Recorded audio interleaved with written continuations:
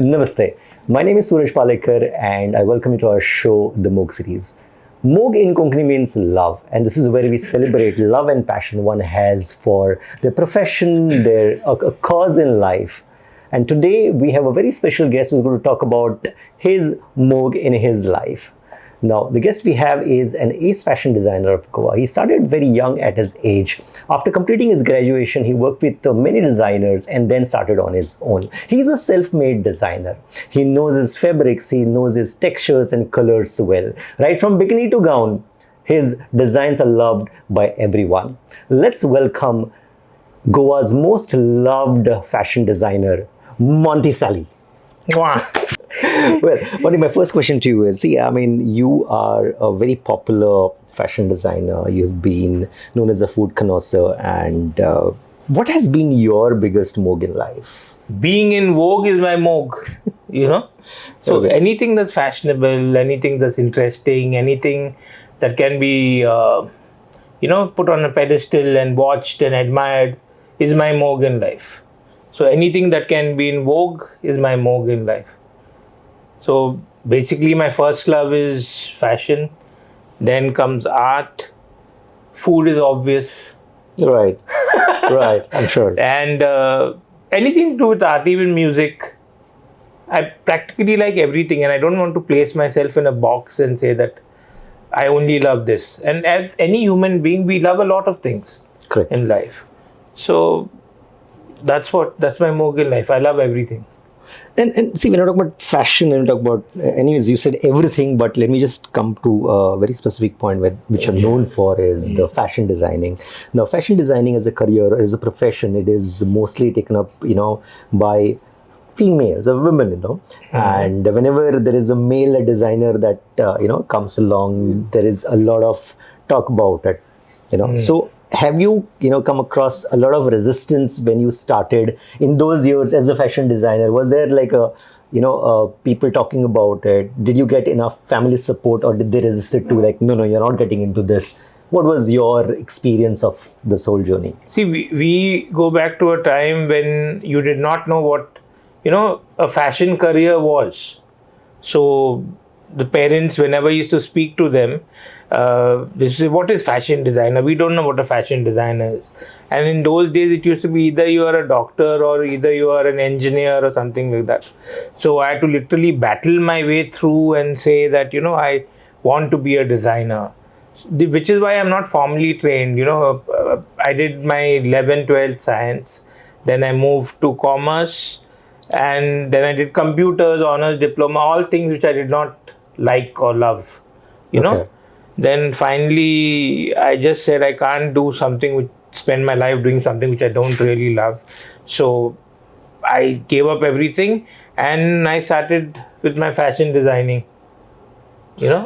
How did this exactly happen? Like, see, right from fashion designing, to then, being a food connoisseur, this whole journey, how did it actually happen? Was it like so one day you woke up after your graduation and said, you know what, this is what I want to be? Or that there was like a whole lot of thinking that went into this and then you decided, मेरे को ये बनना है? हाँ, तो, from 10th standard, I used to do a lot of sketching and all. I always wanted to be a fashion designer. Like any artistic pursuit, so to say. So post college, I worked for AT&T for some time, and I worked for 2-3 other companies. Then overnight I decided to be a designer, and I did a small course, a 3-day course with Wendell, and he said that you're pretty avant-garde in what you do. So that kind of gave me hope, and I said that okay, I must pursue this. And after doing one small course under Philu Martins, I did a small course. And then I did an internship with Wendell, which lasted about a year and 3 months. And I'm very thankful to the late Wendell Rodriguez for, giving me the opportunity, because being a person like a layman, I did not know anything about this line, about fashion, nothing. I couldn't differentiate between two fabrics and how they behave. Many trained students were there, but I got the chance to, study under the best. So, it was a really good experience working for the studio. And then I came on my own after a year and a half it went. And I started on my own because I knew, learned the ropes, and I started out on my own. So was it like, starting the journey of actually fashion designing in those years? Was it like really considered, or did you consider it very cool? How was it like, Not cool. It was a creative release for me. You know, it like if people do things, now many people do things because it's cool. It doesn't make sense at all. Right. You don't do things because they are cool. You do things because you make it cool. You know. So that's the thing which should be in everybody's mind. You can, like, if you see the social media nowadays is rife with people making the gardening look cool. Right. You know. So you must see what your forte is in any stream of thought or anything you want to work with, and then when you work in that field, you make it look cool. You make it your own, and if you love it enough, you are ready to suffer for your art, as they put it. So I was ready to suffer for my design, my love. Right. The MOG of fashion. Of fashion, yeah. Or the art or the creativity. Yeah. So I was ready to suffer for that. I've suffered, but I've enjoyed my journey also, and I've enjoyed it also. I had humongous joy, to put it. Okay. So, I mean, whenever we talk about you, as a person or as a fashion designer, the first thing that people say is very cool. So, Monty is equal to a cool dude. You worked with a lot of, you're most welcome.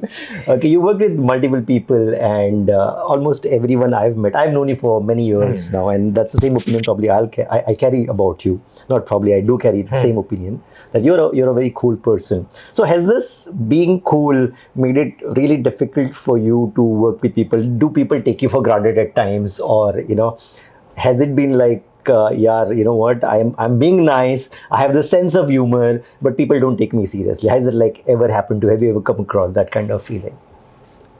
No, but humor is essential for life. I can't take myself seriously. So I don't expect anybody else to take me seriously half of the time. I love my art. Take my art seriously. Take what I do seriously. And people have taken what I do seriously because I've been decently, recognized for my skills in this field. They take my work seriously, but I tell people don't take me too seriously. Because an art is a projection of what I am inside. And my humor also is what I am inside, but I don't want people to be too serious about fashion and too late. Fashion is something you just enjoy. Right. You have to be comfortable with it. My genre. I work from gowns to bikinis. Right. So I don't like to be set in, okay, this is his design speciality or something like that. I like to design everything. I've even designed spaces. Monty, apart from bikinis, what else do you really, really love designing? I style bikinis. That's the difference. Okay. What is the difference between style and design? See, styling is basically when people contact me for shoots. They say they want to do a summer shoot or something like that. I do a bikini. I don't sell bikinis. I sell wedding gowns. I sell corsets. I do, wear for parties. I do structurals basically when I do clothes. But bikini is more, they call me for styling because my when I do a bikini, it's very stylized. It's not just, the typical where you have these, mall shows where you have a girl in a bikini and a sarong tied to her. I accessorize it. I make her like a goddess, like Aphrodite rising from the ocean. I like that kind of effect to be in a photograph and a bikini. I want her to be like people, but that's worked out as a negative thing to me because people notice those pictures and they find it very glam, And people are so myopic, they don't realize the other art I do and they think, okay, it's bikinis. Monty is about bikinis. Bikinis. Right. I'm about brilliant bikinis and about brilliant clothes also. But over time, with soap. So, but if I have to ask you, what has been your favorite attire probably to dress a model? Let's talk about a female model. What would be the most ideal dress you want to see a woman in? Like, मेरे को ये बहुत पसंद है. I love to see a woman walking that ramp, and these kind of clothes. See, mine is, I like fashion art. I like doing science fiction. Terry Mugler is one of my favorite designers. I like doing metal work. I have done clothes with nuts, bolts, and metal. I've contacted welders to do my clothes. Those kind of stuff I have done. So people have to see that part of me also, which is very experimentative. So it's more like fashion art. I like fashion art. Of course, it has to be little. It's my trademark to put in little sexuality in the metal and in this thing. I think that's what is required at times. But like every artist throughout history who's drawn a woman, right? If he's not enamored by the form of a woman, what kind of artist is he? Your subject should enamor you. You should be in love with your subject. As you're saying, this is a MOG series, so you have to be in love with your subject. Yes, you should see the MOG. And it's my short term. It's any model who's my muse is like my short term relationship. So I put it. During the shoot, only during the shoot, for the duration of the shoot, I'm in love with her. Okay. So I work. The model feels comfortable, and I've always worked on making the model feel comfortable. That's why I've had so many muses over the years. And who's been your favorite? Oh, I don't know if you want to share it. I mean, it's totally up to you, Monty. You all know that for many years it was Dawn Mortimer. Dawn Mortimer, yes. So it's no secret that because we any particular reason? No, basically we grew up together. Okay. And she was a model who knew how to carry the clothes. Even now she's still scotching the ramp, and she knows how to carry each garment and give fruition to the visual. Right. And I love that. I love that about her. I've always loved that about her, and we've been good friends. Not just anything besides that. She's also a very caring person. She's my family knows her. Everybody knows her. When my puppy used to fall sick, she's another animal lover. She used to come and take care of him, and also my relationship with Dawn is deeper. We are friends, family. You can put everything. Correct. There. So if you're talking about, I'm sure there are a lot of people who come to you, who want to be models, walk the ramp for your shows, because you are one of the most popular fashion choreographer too. Okay. So what is it that you look for in your models? Like if somebody's like, "Tumhara I come, Monty, I want to walk the ramp." So what would you really see in a model that ye cheez honi chahiye, and this is exactly what I look for when I choose a model for my clothes or to walk that ramp? See. When you see a model, you know that she's going to succeed or she's not going to succeed by looking at her only. How do you decide? There's no formula as such, but the thing is that, of course, now you can't say like how you used to say that the model has to be in shape, but she has to be in shape. Right. We designers can afford to be have a lot of weight on us, but the models are representing a design. Correct. For me, she has to suit the garment first. She has to know how to carry the garment first. And secondly, she needs to have a confidence, to be on the ramp and the way she moves and the way she walks. Main thing is the energy brings to the ramp. Right. That's very important.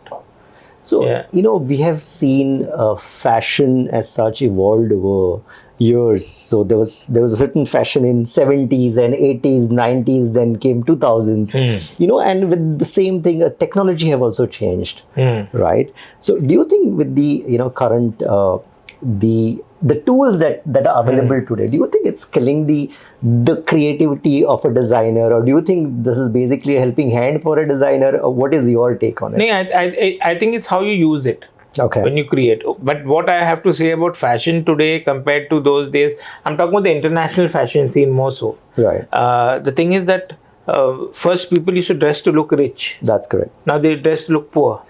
Half of them are with the underwear showing and the pants low on the hip and those track pants and track kind of styles and matching.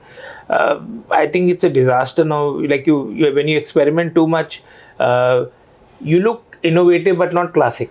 True. I think in the true sense, fashion shouldn't give up on the class aspect of fashion. Right. It has to have a certain aspirational quality to it. It just can't be like you look like a vagrant and you're spending $3,000, $4,000 for the clothes. Right. So the whole point of fashion is beaten there. I don't understand. So as per you as a fashion designer, what do you think really influences these trends, or what really changes from probably a certain era to another era? What do you think? How does that happen? I've always been curious about it. every fashion basically is based on rebellion, right? Right. So everybody wants to tell their parents that whatever the parents said don't wear, they want to wear. Correct. So they want to shock and awe. So now what is shocking and first people went from, wearing very expensive clothes, Right. which used to shock people. Now everybody can make a clothes look expensive. Correct. Then it became, let's wear something less. Expensive? Yeah, not less. Oh, okay, less. Okay, size-wise. Okay. Let's wear skimpy stuff. Then it moved to that. Now it's let's wear something stupid. Many of the fashion now is coming let's wear something stupid. Thankfully, the Indian fashion scene is pretty good. Right. We haven't been affected by stupidity of fashion. Something like clothes that make you look like a homeless person. Right. I've really seen these trends where people are paying thousands of dollars to look like a homeless person. It's very sad. It's really funny. I'll tell you, just give me a scissors and I can make anybody look homeless. What's the point of designing that? Just start cutting So stuff. do you think that that's the trend which is catching up right now? I mean, especially with the upcoming designers or, the Not the in next India. generation. Thankfully, not in India. Okay. Because India, the primary market for fashion isn't Pret. Right. The primary market for fashion in India is bridal wedding season. Okay.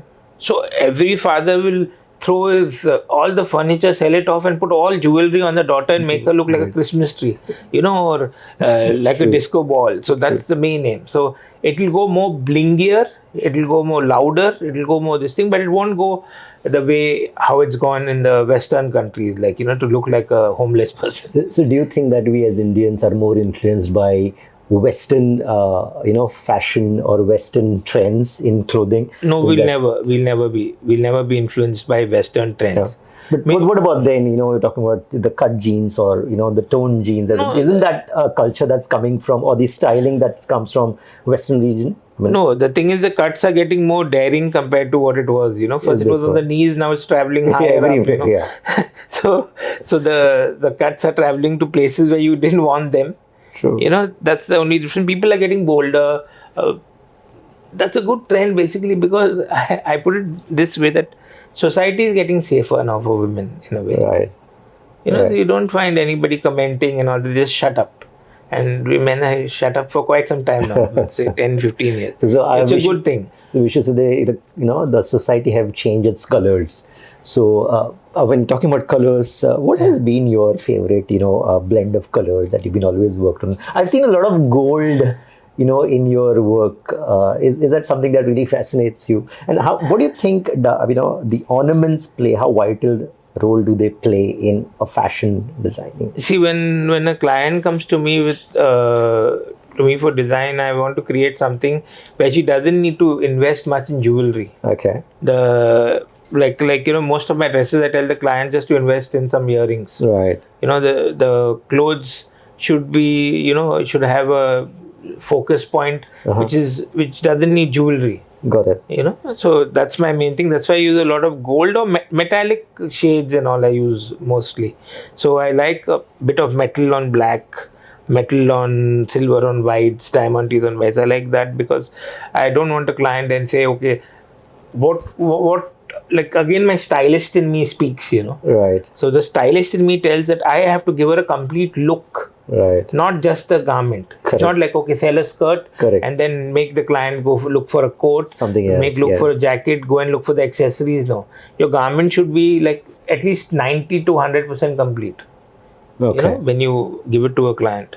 Well, I'm sure that comes from a very, deep experience of fashion designing over the years. So, Monty, as a fashion designer with years of experience, you've seen trends coming and going. What kind of an advice would you give to the upcoming generation of fashion designers? What do you have to say? Thankfully, you all have social media nowadays to this generation. So, you can say advertising costs are much less.